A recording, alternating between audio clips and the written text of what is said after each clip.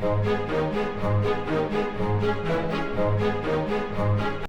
everyone, I'm back again, and today I want to do a video all about movies that you should be watching, in my opinion, well, there's also a series on here.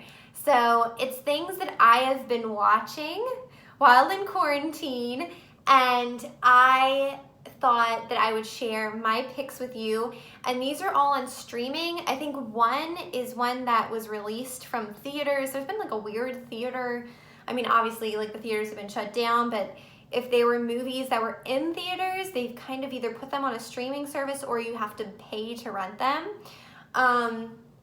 So I picked a couple that are easily accessible and ones that I have really enjoyed. Now, I am a huge horror fan, so I have picked a lot of the movies and series that I picked for this list are horror or thriller based. So if that's something you enjoy, then I have a bunch for you on here. So I am going to start, and the first thing I want to suggest is The Invisible Man. And that is starring Elizabeth Moss, and that just came out, I think, in February of 2020. And it was actually the last movie that I went and saw in theaters before this whole thing kind of happened. And I saw that they put it on, I think you can pay to rent it, and it is worth the rent. It is very good.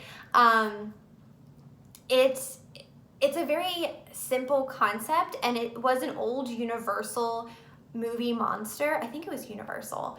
And it has so many twists and turns in it, and it was one of the only thrillers where in the theater I was like clenching my chair because it was so tense. The first 10 minutes of this movie are so freaking tense, and it feels like you were in this situation, and the way whoever is operating the camera, whoever the cameraman is in this movie and the director, whatever, the director is Lee Whannell, who I think was partners with James Wan, and I don't know like who was in charge of doing this camera motion, but the way the camera is, obviously you don't see the invisible man, but it feels like you're either following what he's looking at, which is creepy, and also it pans. So the character might be over here,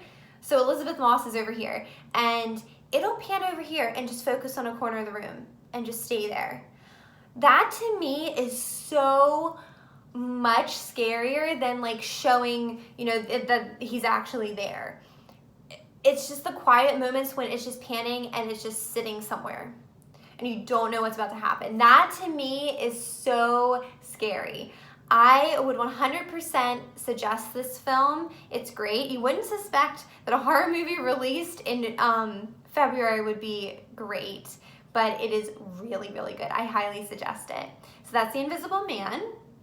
The next, well, I guess it's a series. The next series I want to suggest, it's on Netflix, and it's actually a French horror series that came out, I think, in September, this past September 2019, and that is called Marianne. And out of everything on this list, this was my favorite thing that I watched. I think they advertised it on Netflix for a little bit. I think that's how I saw it, and I'm into horror, so I'm like, okay, I'm gonna watch it. There was no buzz around it. There's no hype. Obviously, it's a French language film, so you'd have to read the subtitles, but it is so worth it if you're a horror fan. It is creepy. I do not get creeped out by horror movies anymore because I watch them so much. This show freaked me out. If you are a horror fan like me and you just don't get scared of things anymore, watch this show and let me know what you think, because I was sleeping with the lights on in the house, and there's an actress in here. I can kind of give you like a brief description. I don't want to give anything away for the show because if you just watch it through, it's a roller coaster. I highly suggest you watch it. Don't look anything up on it. Just go and watch it on Netflix. It's basically about this writer. She's left her hometown. She's made it big writing these horror novels, and they're called Marianne. And she writes these novels, but then it awakens the spirit of Marianne, this ghost that has been haunting her since she was a child. And she has to return back to her hometown. And it is so good. There's an older woman on the show, and Marianne takes a lot of different forms on the show. I don't want to give too much away, but the first woman that she inhabits, this actress, I don't know who she is. I looked her up and I think she just does, obviously she's a French actress and I haven't seen a bunch of French language films to recognize her, but she is one of the best actresses I have ever seen. She is creepy, and just her body language and how she just looks at you in the scene, looks at you. She's looking at the characters, but she was looking into my soul. It was creepy. I would highly suggest Marianne on Netflix. The next movie is called The Nightingale, and that was released in 2018, I think. It stars, she was an actress from Game of Thrones. I can't think of her name right now, but it's called The Nightingale, and it was released in 2018. You can watch it on Hulu.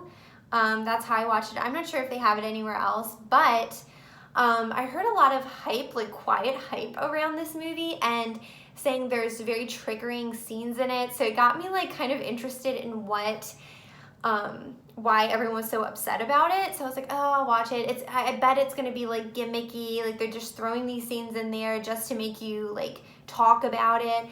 But apparently it's very historically accurate. Not the main character's story is a true story, but apparently this did happen in Scotland and Ireland and Australia. I don't know I forget where she's from in the movie, but the English kind of have taken over parts of these different countries, and they are forcing all of these small town people to do their work for them, and they're this is going to be triggering, they're raping the main character in this movie, and it is very triggering. There are scenes in the beginning that are very upsetting, so I want to warn you before you watch this. There are very, very, very explicitly upsetting scenes in the beginning of this movie, but if you can get past that, you need to watch that part to root the main character on. I feel I think it helps the rest of the movie, so I don't think it was just thrown in there. I don't think it was gimmicky at all, and apparently this stuff was actually happening, so it's historically accurate.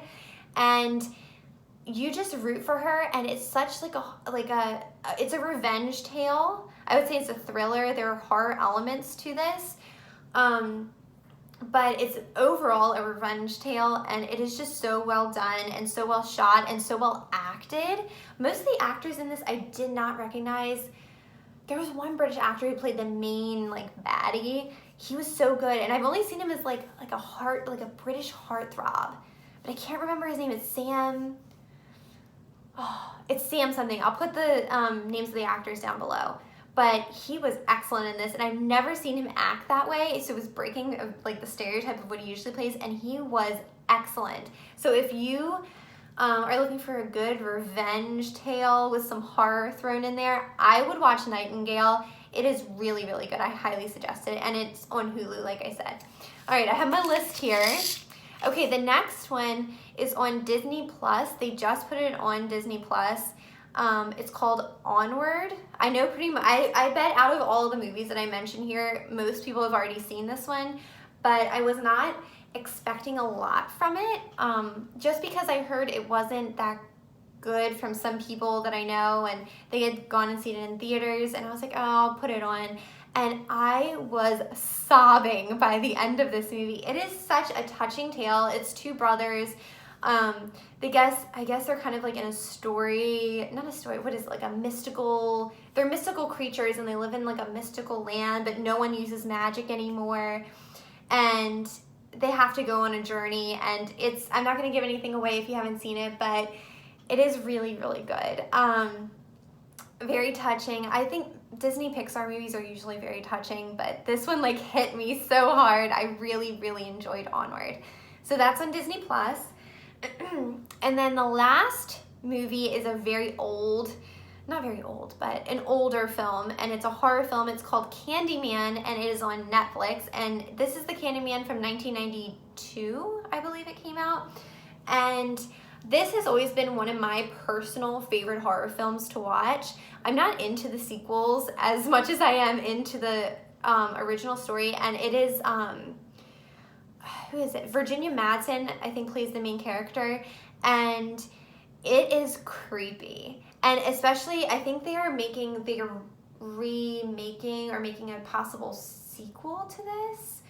I saw the trailer, but I couldn't tell if it was like a remake or if it was like later in the future. But I have always loved this one. It's a classic, and I feel like it's an underrated classic. Like, it gets forgotten a lot when a lot of people do lists for like their favorite horror movies. And I have just always loved it. The music in this is creepy, and there's a song in this movie. I've heard the theme being used in multiple different like movies and shows before. Like, they'll use the theme from this movie. It has such beautiful music in this horror movie, and Candyman is a very terrifying creature. So, not a creature, it's a man, but it's just like, I think it's the bees. There are bees in this movie. I am terrified of bees, like bees being around me, and I think that's what like freaks me out the most, because Candyman has bees all over him. And I just read an article, Tony Todd, I believe, plays Candyman, and they said that they'd pay him an extra bonus if he would let real bees crawl on him. Every time he got stung, they'd pay him $1,000 bonus. And that, to me, when I found that out, I was like, props to you, Tony Todd, because that is hardcore.